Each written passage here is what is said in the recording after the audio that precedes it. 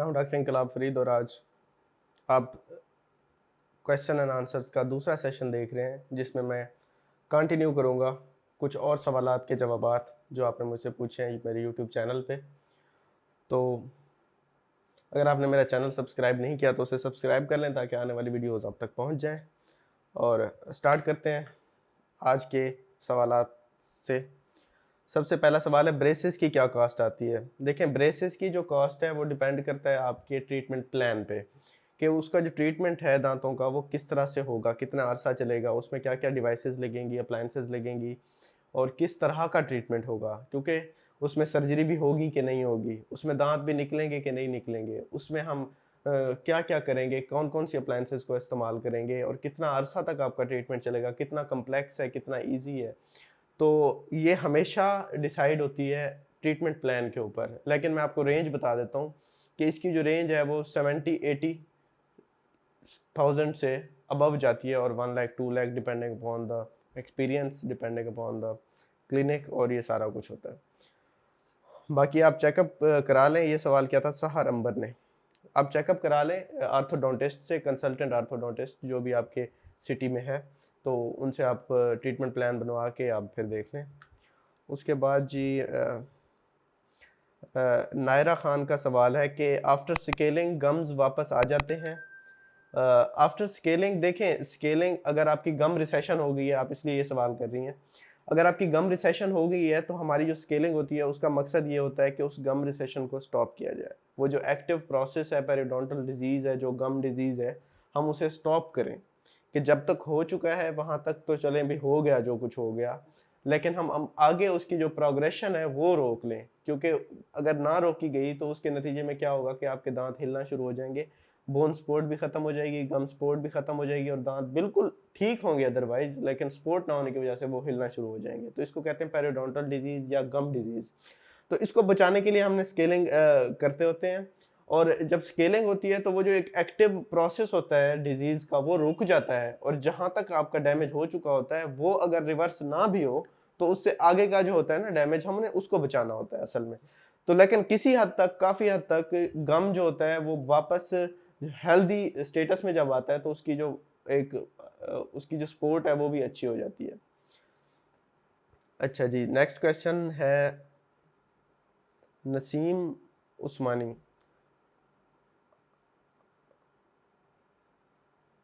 ये मुझे समझ नहीं आ रहा कैसे लिखा हुआ है, सॉरी टू से, पता नहीं कौन सी लैंग्वेज है, मुझे समझ नहीं आ रही।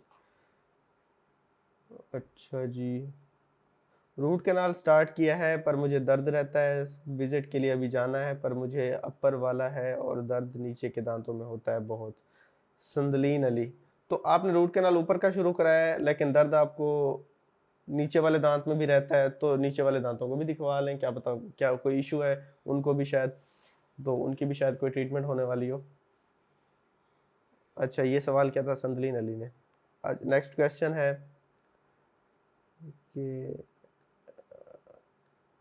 if bones are weak then the permanent implant is possible, kindly reply me। Sanjita Dharmaraj. अच्छा, अगर आपकी जो बोन है वो वीक है, अब वीक बोन के काफी सारे जो है बड़ी ये मुबहम वेग सा ये वर्ड है वीक। बोन जो है आपकी वीक है, इसके काफ़ी सारे मेरे जहन में आ रहे हैं बातें। एक तो वो उसकी जो हाइट है वो कम हो सकती है, उसकी जो विड्थ है वो कम हो सकती है, बोन इटसेल्फ आपके मुंह के अंदर जहाँ पे आपने इम्प्लांट लगाना है वो कम है, वो इतनी है नहीं कि वो इम्प्लांट को सपोर्ट करे या इम्प्लांट को इंटेग्रेट कर सकेगी बाद में। एक तो ये है। दूसरा, बोन वीक का मतलब है आपको कोई बोन डिजीज है जिसके नतीजे में जो आपकी बोन है, जो आपकी हड्डियां हैं वो कमज़ोर हैं, जल्दी टूट जाती हैं, ऑस्टियोपोरोसिस, ऑस्टियोआर्थराइटिस, या कोई आपको बोन डिजीज है जिसकी वजह से आपकी बोन्स वीक हैं। तो देखें जी, कोई भी आपको अगर बोन डिजीज है तो जो हमने इम्प्लांट लगाना है इसने आपकी बोन के साथ जाके इंटेग्रेशन करनी है और बोन के साथ जाके एक रिलेशन में आना है, और हेल्दी बोन ही इसको एक्सेप्ट कर सकती है इम्प्लांट को, वरना क्या होगा, इम्प्लांट फेलियर हो जाएगा। इसलिए हेल्दी बोन का होना उसी साइड पे भी बहुत ज़रूरी है, और हेल्दी कोई बोन डिजीज का ना होना भी बहुत ज़रूरी है। अगर कोई भी आपको बोन डिजीज होगी तो इम्प्लांट फेलियर हो जाएगा। इसलिए बोन डिजीज अगर आपको है या बोन आपकी वीक है, अगर तो है उस लोकल साइट पे बोन वीक है, तो उसका एक होता है कि हम बोन ग्राफ्टिंग कर सकते हैं, उस बोन की ऑगमेंटेशन कर सकते हैं और रिज ऑगमेंटेशन हो सकती है, फिर आपका इम्प्लांट लग सकता है। लेकिन अगर आपको सिस्टेमिक कोई जनरलाइज बोन डिजीज है फिर बहुत बहुत मुश्किल हो जाएगा। अच्छा जी, तो नेक्स्ट क्वेश्चन है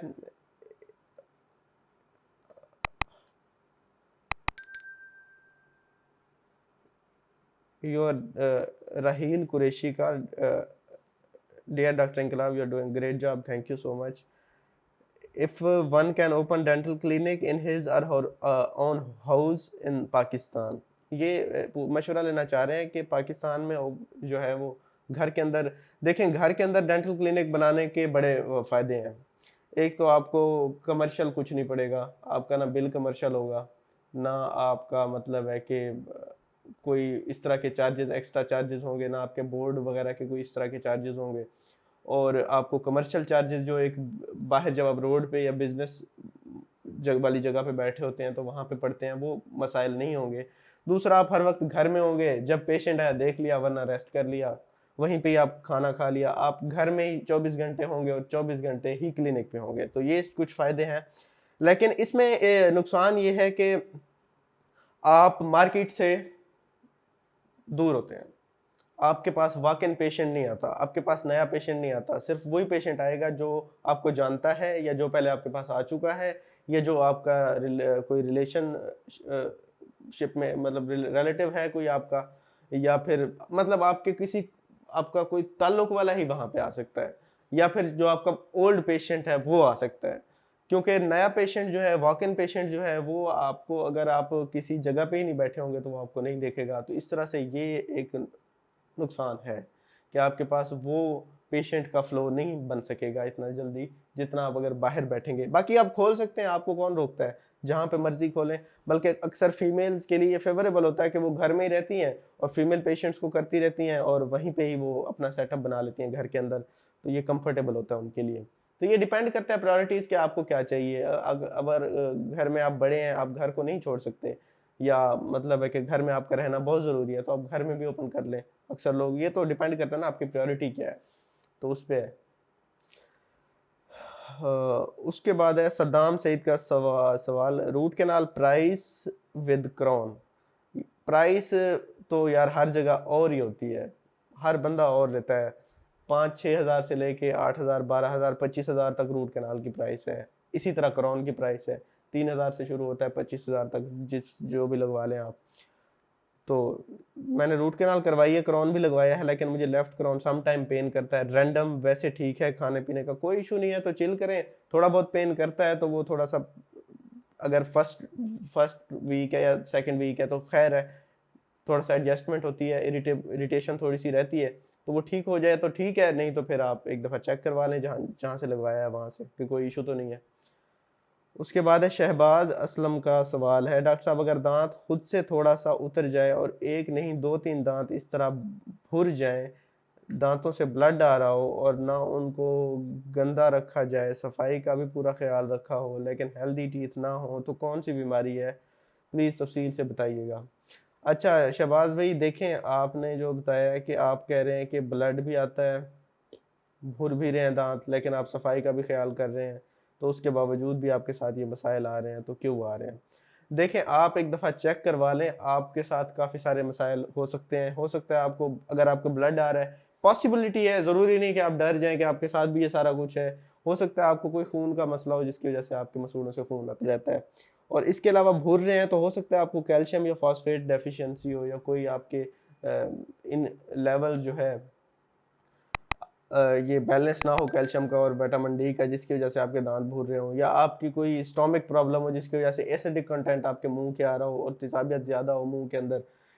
तो ये काफ़ी सारे मल्टीपल फैक्टर्स हैं। ये आपकी हिस्ट्री, एग्जामिनेशन और कुछ टेस्ट्स के बाद ही हम बता सकेंगे कि आपको अगर कोई बीमारी है या कोई मसला है तो उसका हल जो है वो किस तरह किया जाए। तो इसलिए आप चेकअप करा लें, ज़रूर करा लें और लाजमी करा लें। उसके बाद हम नेक्स्ट क्वेश्चन की तरफ जाते हैं। सिल्वर फिलिंग के कोई नुकसान है? मैंने एक वीडियो में देखा है। सिल्वर, देखें कोई भी ट्रीटमेंट है उसके कुछ साइड इफ़ेक्ट्स हैं, कुछ फ़ायदे हैं, कुछ प्रॉस हैं, कुछ कॉन्स हैं। सिल्वर फिलिंग एस्थेटिक नहीं है। इसका सबसे बड़ा जो नुकसान है कि आप आगे वाले दांतों में नहीं कर सकते। इसके अलावा जो है, इसके अंदर मरकरी कंटेंट होता है, कोई लोग एलर्जिक होते हैं मरकरी से, टॉक्सिक भी है, मरकरी की थोड़ी सी बहुत टॉक्सिसिटी भी होती है, उससे भी लोग डरते हैं, लेकिन बड़ी मान्यूट अमाउंट में होती है, कोई इतना खास इशू होता नहीं है उससे।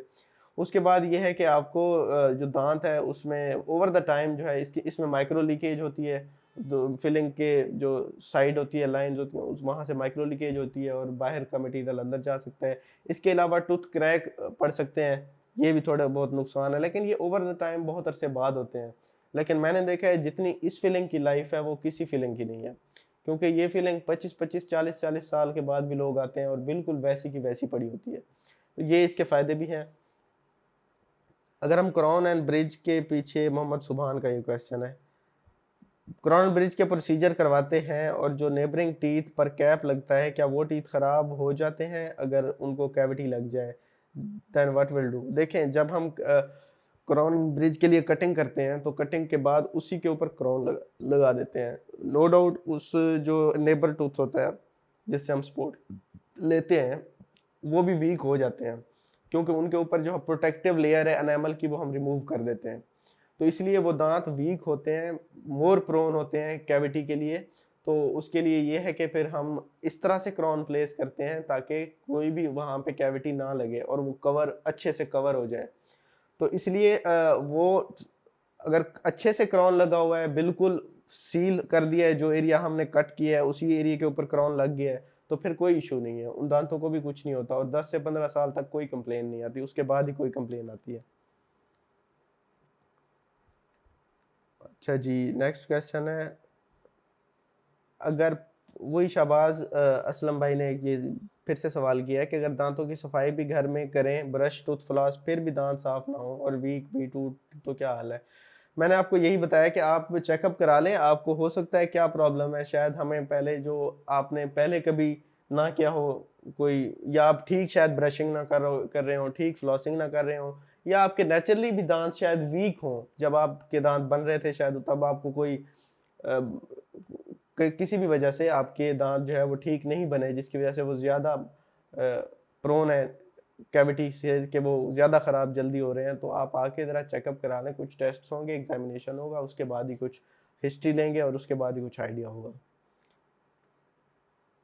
रूट कैनाल पर टोटल कितना खर्चा आता है? यार खर्चे फिर से पूछ रहे हैं आप, खर्चे हर क्लिनिक पे अपना खर्चा है, मैं आपको बताऊंगा। रेंज होती है 5,000 से 4,000 से लेके 25,000 तक भी लोग करते हैं। आरसीटी करवाने के बाद फिलिंग जरूरी है, और फिलिंग अगर डैमेज हो जाए तो क्या दोबारा से आरसीटी करनी होगी? या फिलिंग आरसीटी के बाद फिलिंग तो होती है, वो तो लाजमी है, वो आरसीटी के साथ ही ऐड है, बगैर फिलिंग के आरसीटी का फायदा कोई नहीं। और अगर फिलिंग डैमेज हो जाए तो इसका मतलब है कि फिलिंग दोबारा से निकल गई है, तो उसका ये है कि फिर आप क्राउन करा लें, अगर फिलिंग नहीं ठहर रही बार बार, क्योंकि दांत भी थोड़ा सा। I am from India, Jammu and Kashmir, I am 20, Ahmed Khan, Mansoor Ahmed Khan का ये क्वेश्चन है। I have 3 teeth missing, 2 incisor and 1 canine of upper maxilla. Okay, I want to join Indian police service where there is a medical test which also include teeth. So please tell me what should I do, whether implant or bridge. देखें, जो medical test है आपका police force में जाने का, तो उसके लिए वो सिर्फ आपकी डेंटल हेल्थ देखते हैं, लेकिन जो दांत मिसिंग हैं तो उनका उसके उनके साथ कोई ताल्लुक नहीं होता दांत मिसिंग का।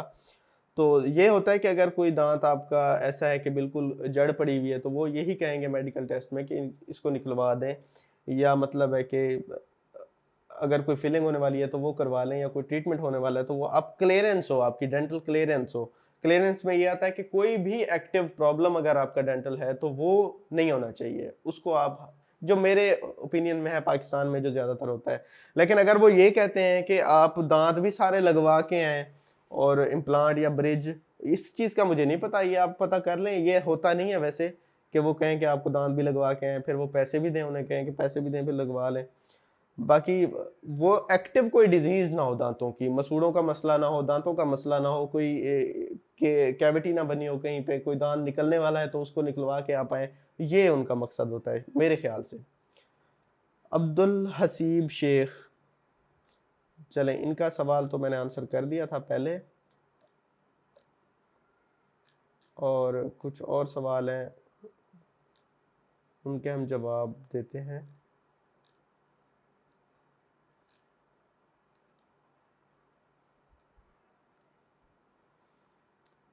आई am in Lahore, visit your clinic, tell me your address. यार मैं लाहौर में नहीं होता, मैं मुल्तान में होता हूँ, अलीपुर में होता हूँ, मेरा क्लिनिक लाहौर नहीं है।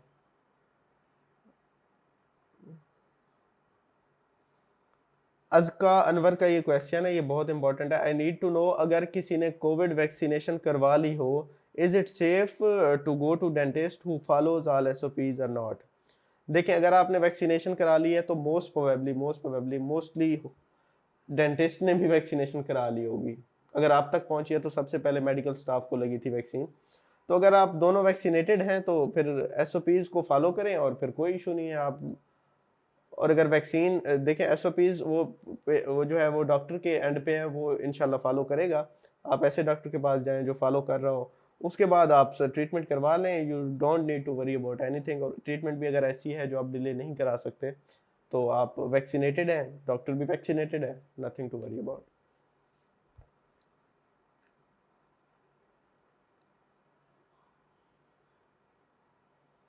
Can we eat food with removable teeth. अच्छा, रिमूवेबल टीथ जब लगते हैं तो आपको मुश्किल होती है शुरू शुरू में खाने में।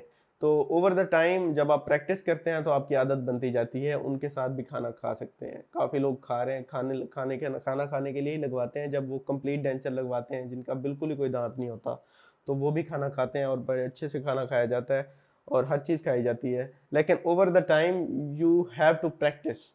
तो प्रैक्टिस के साथ ही ये आपके पास ये हैबिट डेवलप होती है कि आपने किस तरह से खाना खाना है।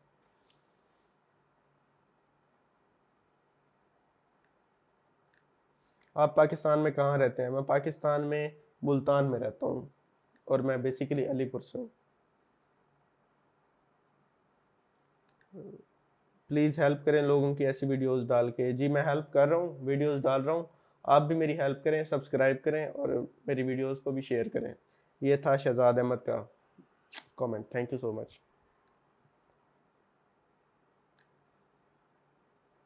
मैंने एक दफ़ा ऊपर वाली दाढ़ निकलवाई थी, तब से मुझे आसाबी कमज़ोरी हो गई है। अब मैंने निकलवाना है तो बताएं मैं क्या करूं।